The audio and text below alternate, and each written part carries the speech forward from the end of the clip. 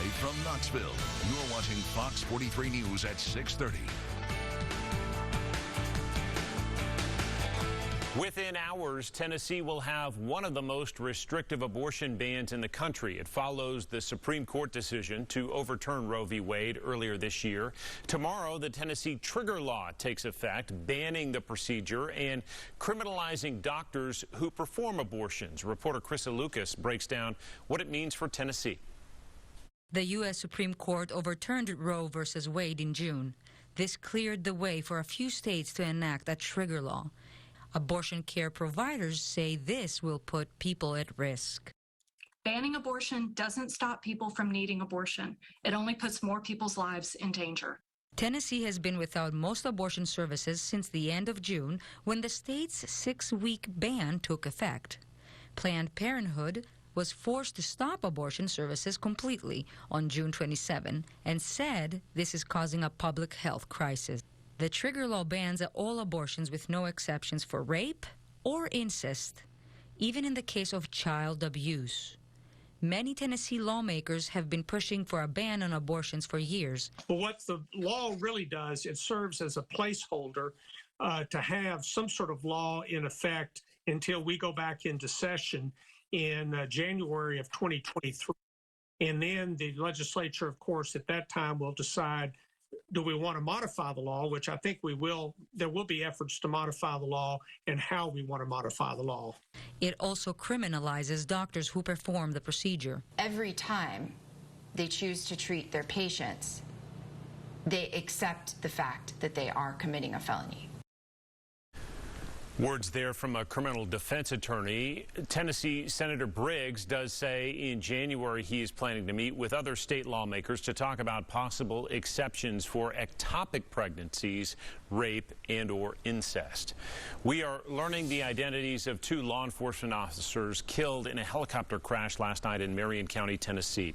Sergeant Lee Russell with the Tennessee Highway Patrol was at the controls. His passenger was Marion County Deputy Matt Blancett. Marion County is about 2.5 hours away from Knoxville. Authorities say that chopper went down after striking a power line near Interstate 24. Federal authorities are picking up that investigation. Law enforcement from across East Tennessee and the state spent the day remembering the lives of those 2 officers. You're taking a look at some of the tributes on your screen now, including from Knox County and Loudoun County. A former lawyer in East Tennessee must spend the rest of his life in prison for sex crimes involving underage victims. On top of that, Kent Boer faces another 10 years in federal prison. In 2021, a jury convicted him of 5 counts, including sex trafficking and breaking the law as a registered sex offender. Some of the crimes involve a victim who was 15. That defendant told the judge the girl had a fake ID suggesting she was an adult. Investigators also say he tried to have sex with a girl he thought was underage but was an undercover officer. The now disbarred lawyer is 67 years old, and given his sentence, he will likely die in prison.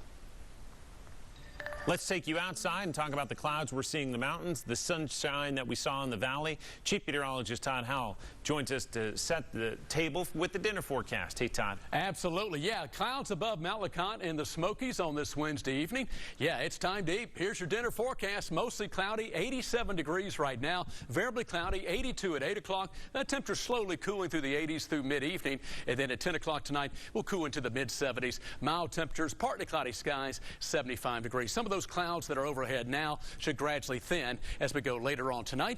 As a weak disturbance creating more of those showers generally to our south. Heavy rain, some flooding in Mississippi earlier today, and some of that heavy rain pushing into Alabama. And scattered thunder showers, spotted as scattered thunder showers in Georgia. But again, all that's to our south. Zooming on in, notice that cloud cover that has been kind of creeping to the north and northeast over the last 6 hours. And so that's what we've been seeing from earlier on this afternoon now into this evening. So here's a check of our futurecast. Again, we've got the clouds around for early on tonight. Could see some patchy fog early. Otherwise, mostly fair to partly cloudy and dry in the morning. We do have a chance for some spotty showers, a few isolated storms by afternoon tomorrow. Best chances the mountains, southern areas, and onto the plateau. So that's a look ahead to our Thursday forecast. We'll be back to talk about how warm, or shall we say how hot, those temperatures may be for this last weekend of August in a moment, John. We know they're on the rise, Todd. Thank you. Now to a developing story. Whittle Springs Middle School dismissed early this afternoon, Knox County Schools reports finding a leak in an air conditioning unit. That triggered a smell, and that raised concern. 3 children were taken to the hospital but later released. 5 adults also sought treatment. Students and staff are set to return to school tomorrow. After a contentious meeting last night, Knoxville City Council did vote to approve a revised funding plan for the downtown stadium. Developers still don't know how much that stadium will cost. Inflation is delaying that process. The plan passed by City Council last night does not raise taxes on anyone living in Knoxville. Reporter Vinay Simlot breaks down how city and county leaders plan to cover up potential funding gaps. I just want to know find this really disturbing. Okay, well, that's fine. I find it performative to. At a contentious city council meeting, arguments and accusations. What is the point of your questions? Over a funding plan for the downtown stadium. It was just high emotions. Everybody was all in. In the funding plan approved by City Council, Smokies owner Randy Boyd would loan up to $20 million to the Knox County Sports Authority. The city, nor the county, nor the Sports Authority are obligated to repay Mr. Boyd. In exchange, the 3 parties are expanding the TIF district. That's the Tax Increment Financing District. A tax increment financing district has no effect on existing property owners. Property taxes from new developments in that district will be used first to improve the area around the stadium and then to pay back Randy Boyd's loan. The prices are increasing because of inflation. Well, the taxpayers are also experiencing inflation, so we can't just pass the buck. At issue Tuesday night, Randy Boyd's promise to cover cost overruns. Right now, nobody's signed the agreement to put the stadium over there because we don't know how much the stadium will actually cost. Negotiators say without a cost, there's no cost overrun. In a blighted part of Knoxville, Councilwoman Gwen McKenzie thinks it's a good investment. Economic development in my community requires economic investment. Again, it's still unclear the final cost of the stadium. Once the developer has that final number, they and the Knox County Sports Authority will sign a deal to build the stadium. They're hoping that will happen a little later this year or early next year. Kentucky lawmakers back to work in special session, focusing on flood relief in that eastern part of the state we saw hit so hard by high water. They are considering pieces of legislation, including having school districts impacted by that flooding have classes start later. Lawmakers also looking at the possibility of establishing a fund for communities and devoting millions to that effort. The FDA is planning to offer COVID-19 boosters targeting the Omicron variant about Labor Day. The campaign targets teenagers and adults. Both the Moderna and Pfizer boosters target the BA4 and BA5 subvariants of Omicron. The CDC says BA5 is responsible for about 9 in every 10 new COVID-19 cases in the U.S. If you or someone wants the vaccine, Knox County Health Department is offering a free vaccine day Thursday. You can get a first, second, or booster dose at Lonsdale Homes from 9 until noon and Covenant Village Apartments from 2 in the afternoon until 4. New tonight, the state of Tennessee requiring all drivers to get a new license plate, right? So Imagination Library says, why not get one with Dolly Parton on it? If you do buy one of those Imagination Library plates, 100% of that money goes to local Imagination Library programs. Since 2017, the Knox County chapter has received more than $30,000 just from those plates. So $30,000 for the Knox County program, that will support 2,000 children for an entire year's worth of books. So we get, that's a great amount of money that we're getting from the license plate sales. The Imagination Library gives free books to children from birth to age 5, and they have done so around the world now. Classes back in session at the University of Tennessee. We're looking at a historic year on campus. When we come back, we'll explain why. And I do hope you're having a great Wednesday. Mild weather tonight, mainly dry. A chance for spotty thunder showers for our Thursday and Friday with increasing temperatures by a little bit into this last weekend of August. We'll have that full forecast after this break. I'm so glad you're here. Thank you for being a Vol. I hope you will step into this year with enthusiasm and confidence about the opportunities in front of you. That is UT Chancellor Dondi Plowman welcoming students to the first day of classes at the Knoxville campus. From all 95 counties across the state, we are seeing students enter their first year, and they're from 49 states and 35 countries. College enrollment nationwide is on the decline, but at the University of Tennessee, it's totally different. In 2016, the university saw about 17,000 students apply. This year, that number more than doubled. And it comes with a challenge, where to put them. Robin Wilhoit sits down with the UT Chancellor on this day one. A lobby and common area decked out in orange, a laundry room, mail delivery, and shuttle service. All the makings of a dorm on the UT campus, except it's not. It's a hotel in West Knoxville where UT students are living this year. We were looking for ways that we could provide housing for students who were potentially having problems finding things in the market given the price or just the availability of housing. Executive Director of UT Housing, Anthony White, and Chancellor Dondi Plowman agree that it's the best option given the lack of student housing on campus. So I'm thrilled that we have this problem in a way, and it was created by the fact that we overperformed on our strategic enrollment goals. Ideally, it would have been better to have the infrastructure in place before you had this. We should have planned that 10 years ago.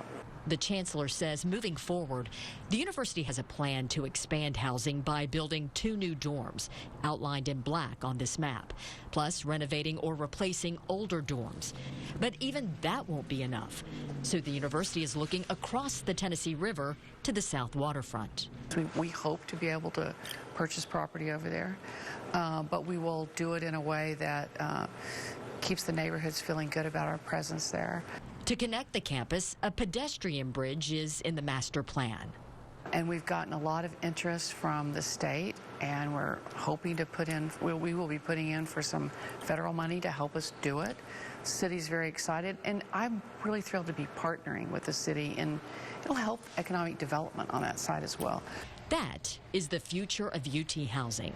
For now, the goal for this hotel-turned-dorm is to replicate student life on Rocky Top. And really feel like they're a part of the campus and the school as they are UT students like everyone else. 130 transfer students, juniors and seniors are living in that hotel this year. Let's turn back to the forecast. Todd set the table for us with the dinner forecast. We're going to talk about the long term, and that sees an increase in rain chances and temperatures, Todd. Yeah, we'll talk about both of those going forward from right here. Thank you, John. We've seen some increasing clouds throughout this Wednesday afternoon into our early evening, and some of these clouds will be with us through the evening, and otherwise, as we go late evening and overnight, they'll start to thin back out, becoming partly cloudy overnight, and we'll likely see, again, some sunshine to greet us into our Thursday morning, maybe some patchy fog near the lakes and rivers once again tomorrow morning. A fairly mild night. Lows expected to be in the upper 60s. So we're seeing mostly cloudy skies right now. 89 the high today officially in Knoxville. Average high 87. 63 the low this morning. It was a nice, fairly comfortable start this morning. As a matter of fact, 67 the average low. Here's a live view from McGee Tyson Airport, Alcoa Highway. Looking at mostly cloudy skies. Again, some filtered sunshine. Little batch and band of clouds moving across our region. Take you live to downtown Knoxville. This is a live view from our Market Square camera, and yeah, some folks enjoying the evening. Not too bad. I mean, it has been a warm afternoon and still warm this evening, 87 degrees, but warm but otherwise pleasant because the humidity is not overly high for this time of year relative to what it usually is in August, where it's pretty humid. Our dew point just 61 degrees. That could be higher. So see, folks are taking a jog. It's a good night, good evening to take advantage of some of the little bit drier air, not quite as humid conditions, although again, it was pretty warm early this afternoon. We will see increasingly warm and a little bit more humid conditions over the next few days into the weekend. 79 in Crossville, 86 currently in Dandridge, and again right now 87 in Knoxville. Nashville's 92, Memphis 86. Look at these temperatures in the 70s. The main active system and storm track once again bringing a lot of rain across the Gulf coastal areas. We'll see that in a moment. 80s and 90s across the Plain States, 100 from Las Vegas out towards Sacramento, and continuing from Arizona into California. A lot of moisture, monsoonal moisture coming out west, but nothing too unusual temperature-wise. Again, the main story today is that heavy rain that led to more flooding in Mississippi and portions of Alabama, mainly just to our south. And that's kind of an old stagnant frontal boundary with just waves of low pressure developing along it. Tomorrow, a little bit of a difference. We'll have a chance for spotty afternoon thunder showers, a little bit better chance toward the mountains and foothills. And then again on Friday, it does not look like anything will be organized or widespread. So when we say spotty, we've got a 40% chance for mainly later afternoon, early evening thunder showers. But spotty, kind of spaced out, not real widespread and everywhere seeing them. All right, so that's why our chances are not quite as high. 68 tonight, a mild night, partly cloudy skies will continue, light breeze. And tomorrow, seasonally warm, right about average. We'll go 88 for your Thursday. Now, there will be a chance for some of those spotty thunder showers. 40% chance Thursday and again on Friday. Temperatures in the upper 80s, near 90 degrees Friday, right around 90 degrees this weekend with a 30% chance for some spotty to isolated storms. Typical last weekend of August, right? And then into early next week, Monday starts out a little hot near 90 degrees, some spotty storms. A little better chance for scattered thunder showers, 50% chance with temperatures back down in the upper 80s as we go into our Tuesday next week, John. Tom, thank you. You're welcome. You're busy, but you want the best for your kids.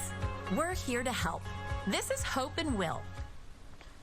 Children's Healthcare of Atlanta just launched a new parenting podcast for families across the country. Its hosts hope it will empower parents to take some pressure off them and answer some important questions. It highlights pediatric experts who cover topics focused on raising kids of all ages. So from drowning to internet safety. We have a mother who found out her 8-year-old daughter was being preyed upon in a chat room she didn't even know existed. In addition to that, it's something as simple as picky eating. Real, tangible takeaways for the parent that they can do today to help improve the situation within their home. You can listen to the podcast right now in Apple, Spotify, or Google Podcasts. Coming up, American Girl released a new doll showing off the company's growing historical character collection. We will show you this new effort. American Girl is showing off its latest doll to add to the company's ever-growing historical character collection. Reporter Erica Byfield shares how that doll is helping teach others about what it was like to be black in New York City during a cultural reckoning. 18 inches tall, Claudie has a history like none before her. The newest American Girl, a historical character, is from Harlem, a child who came of age in 1922, surrounded by writers, painters, musicians, singers, icons of the Harlem Renaissance. Every time they release a doll, I feel like there's more and more representation, and I think it's just great for little girls to see people who are like them. She's on display in the window of the store's flagship, her shoulder-length hair styled in ringlets and a hair bow, a nod to the era, just like her signature outfit, a simple sweater, checked blue and white dress. 6-year-old Zoe made a special trip with her mom to pick her up. I really wanted to get her because I really wanted her to see like all of our dolls with like all these different nationalities. American Girl prides itself on telling rich history. Each doll has a unique story. Claudie's written by New York Times best-selling author Britt Bennett. In her story, she's 9 and she's trying to find her way as a storyteller. In the process, she learns more about her family and why so many black people are moving to Harlem in search of freedom. It's resonating. A little girl from the Bronx says she sees a bit of herself in her. She's super pretty too, and I like it because kids have experience about different places and different dolls. Yet some wish this would have happened sooner. I suppose they get an E for effort, but, you know, it's a little too late. American Girl is using the launch of this doll to give back uptown near 141st Street and St. Nicholas Avenue. The company is donating cash and dolls to the Harlem School of the Arts. The gift that's about $100,000. I think anything that's going to get children interested in learning about the history and culture is amazing. Now that there's a doll anyone can take home about the transformative power of what it meant to be black and grow up in New York during a cultural reckoning. How about this? State park authorities in Texas unearthed some new dinosaur tracks. Those footprints are said to be the best preserved of the ones that have been discovered. Park leaders say the tracks are about 113 million years old. Some 40 volunteers at Dinosaur Valley State Park helped restore them. Up next, a popular attraction just across the state line, giving people a chance to step back in time. Still ahead, how you can learn a bit more about the history of East Tennessee and Western North Carolina through this railroad. East Tennessee and Western North Carolina railroad history on full display this weekend. The Tweetsee Railroad, giving people a chance to step back in time to the 1870s, all part of Rail Heritage Weekend. That theme park located in Blowing Rock, North Carolina, and people can ride those trains that have survived the test of time. Guests will have a chance to visit Tweetsee's locomotive shop. It runs from Saturday through Sunday, so check it out if you'd like. The weather should cooperate, though the chance for rain is increasing the next few days. Yeah, spotty thunder showers possible the next couple of days, mainly afternoon and evening, and a little hot this weekend near 90 degrees here. Thank you, Todd. We're back with updates in just a few hours right here on Fox 43.